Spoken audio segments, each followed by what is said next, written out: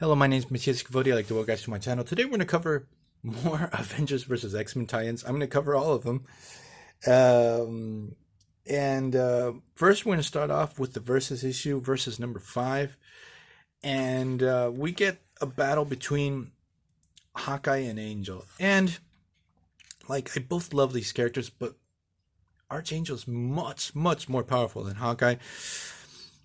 Like, Hawkeye defeats him with a cheap shot, and Hawkeye's a better strategist. He's more cunning. I know, like, as a character, that's not out of place. He would defeat him like that. But the way they do this battle, like, Archangel should have won. Because if he gets hit like by one of these feathers, they have like this weird neurotoxin. They completely knock you down, knock you out for good.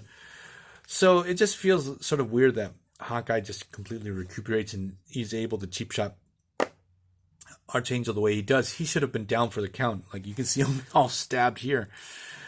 So it felt like the writer just didn't know Archangel enough. Like, you should have had a battle between Hawkeye and Gambit, even though they already did that in Contest of Champions. That would have been a better story. Even though there's not, it seems like they weren't going for any type of story or plot in these Versus issues. They were pretty much very bare-boned. Then we have the battle between Storm and Black Panther, and it feels terrible that they decided to terminate their marriage in one of these throwaway Versus issues. Like, here they decide that they can't be together because Storm, one, they're not working together. Like, each other's trying to tell, hey, you're on the wrong side, and Storm's really pissed off that Black Panther has a contingency plan against her, his own wife, if she ever flips out. So they terminate their marriage, and I just love these characters as a couple. It just feels it was a real shame that they decided to do this with Black Panther and Storm. Now let's get into Avengers 27, next tie-in. These Avengers issues were written by Brian Michael Bendis, but we have art by Walt Simonson. And for some reason, I like his work, but like here, it's just too blocky. There's something with his work during this time that I just didn't like. So in this issue, Protector, Marvel Boy, I think he was called Protector during this time. He gets played by the High Intelligence, the Supreme Intelligence. He kept on thinking, he's like, no, it's not a high. He gets played by the Supreme Intelligence, and this leads to Marvel Boy almost killing the Avengers. He gets kicked off the team over this whole situation. And I sort of feel like if Marvel Boy would have spoken up, they would have understood this situation and forgiven him, but he doesn't say anything. So he just gets left and abandoned on the Kree homeworld. Then we have the Wolverine and the X-Men series written by Jason Aaron. And this series was fantastic. I really love this run. Here we have Wolverine and Hope. They're already on the run, trying to find their way to the moon. They're intercepted by the Shi'ar kill crew. I call these guys, like, they're the evil Imperial Guard. And I remember when these guys first appeared, I thought they were throwaway characters, but then they kept on appearing, and I just really love these guys as bad guys. So we get to see the X-Men battle the Avengers across the globe, and this battle between Wolverine and Hope and the kill crew, it was pretty awesome.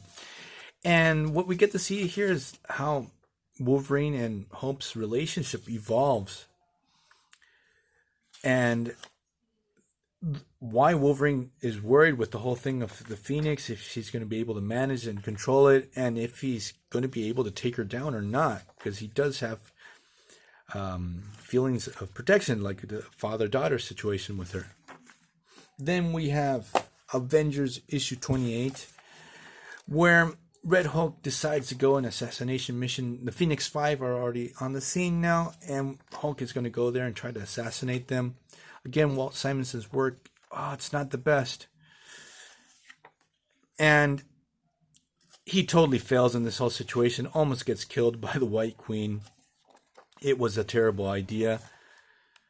And then we go to Uncanny X-Men number 15. And here, I didn't see who's the artist. Let me see who's the artist. I love Daniel Acuña's work. I love his art style. This story is written by Karen Gillan. Here we have Juggernaut going to the Crimson Cosmos, where the Sidorak demon is, where he gets his powers of the Juggernaut. And he goes tells the demons, like, I don't want to be the Juggernaut anymore. You can take it back. And the demon's like, no way. You're my best host ever. You're not going to go away. And your Phoenix powers have no power over me in this dimension. So he just whisks him away. So that was a really nice detail of how poor Colossus, he's more powerful than ever, and he still has to deal with being corrupted by the Juggernaut. So the Phoenix Five have set out to fix the world, and they decided to hunt down Mr. Sinister. So we're actually going to get a pretty good story where the Phoenix Five battle Mr. Sinister, and Mr. Sinister has a little surprise for them that almost totally screws them over with the situation. And the last issue we're going to cover in these tie-ins is New Avengers. I didn't write down the issue 28, which actually this is a pretty good story where we have some Avengers, Hawkeye, Luke Cage, and Spider-Woman captured by the X-Men, and how the X-Men are really treating them very poorly. And Hawkeye and Spider-Woman are able to escape and run for their lives. And what they discover that it's just they're being mentally manipulated, and that this whole situation is false, and they do this just to break them. It's so fucked up. But showing this transition, how the X-Men are really stepping over the line and sort of transitioning into being villains. And actually, not the X-Men. This was all done by Danger, but it shows that how the X-Men side of this conflict is they're sort of going to the darker side of things. So, and the art is really good. It's done by Mike Deodato. Killed it. And it's a pretty this issue number Uncanny X-Men New Avengers issue 28 is really good. It's a solid story. And I'm going to leave this video here. I hope you guys liked it. See you guys next time. Bye.